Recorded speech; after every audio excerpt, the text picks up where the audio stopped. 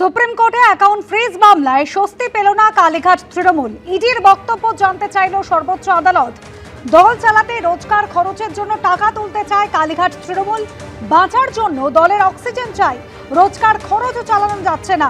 সওয়াল কালীঘাট তৃণমূলের আইনজীবী কপিল সিব্বালের। ইডির কি বক্তব্য তা জানতে চেয়েছে সর্বোচ্চ আদালত। অ্যাকাউন্ট ফ্রিজ মামলায় কালীঘাট তৃণমূলের স্বস্তি নেই, ইডির বক্তব্য এবার জানতে চেয়েছে সর্বোচ্চ আদালত। বিজেন্দ্র সিংহ আমাদের প্রতিনিধি রয়েছেন আমাদের সঙ্গে টেলিফোন লাইনে। বিজেন্দ্র, সর্বোচ্চ আদালতে কি পর্যবেক্ষণ?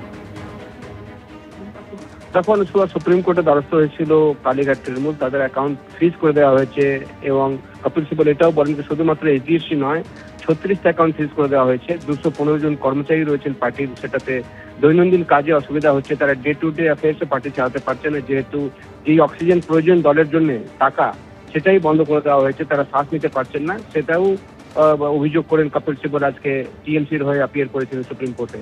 কিন্তু ইডি তরফ থেকে বলা হয় যে যেহেতু টাকার দুর্নীতি হয়েছে এখানে এবং কলকাতা হাইকোর্টে ইতিমধ্যে শুনানি করছে, একটা ইন্টারিম অর্ডার তিনি কি করে তারা সুপ্রিম কোর্টে আসতে পারেন, কলকাতা হাইকোর্টে হিয়ারিং হোক। এবং তারা এটাও বলেন শুধু 160 কোটি টাকা নয়, এই টাকার মানি লন্ডারিং গুলো বিভিন্ন জায়গায় এখনো হচ্ছে এবং সেটাকে সেই ট্রেনগুলোকে তারা তদন্ত করছেন। এখনই এটাকে ফ্রিজটা যেন না তোলা হয় সেটা তারা বলেন।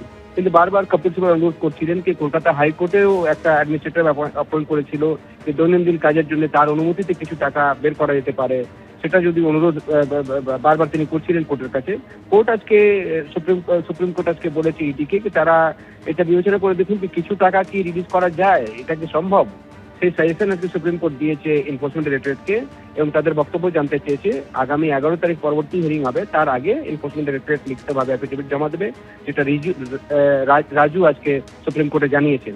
এখন দেখতে হবে কি 11 তারিখ সুপ্রিম কোর্ট কি বলে, কেন কি সুপ্রিম কোর্ট আজকে বারবার বলছিল যে যেহেতু ইন্টারিম একটা অর্ডার, ফাইনাল অর্ডার আসার পর আপনারা আসবেন সুপ্রিম কোর্টে। আপাতত দুপক্ষকে তারা বলছিলেন যে কলকাতা হাইকোর্টে গিয়ে শুনানিতে সেখানে অংশ নেই। কিন্তু যেহেতু ডেইলি বেসিসে কোনো কাজ করতে পারছে না পার্টি, একটা শ্বাস নিতে অসুবিধা হচ্ছে, সেই কথাগুলো বারবার বলছিলেন কপিল সিব্বল। তাই এই সাজেশন ইডিকে দিয়েছে সুপ্রিম কোর্ট এবং তাদের বক্তব্য জানতে চেয়েছে। আগামী 11 তারিখ হিয়ারিং হবে, তার আগে এনফোর্সমেন্ট ডাইরেক্টরেট তাদের লিখিত বক্তব্য সুপ্রিম কোর্টকে জানাবে। ধন্যবাদ বিজেন্দ্র।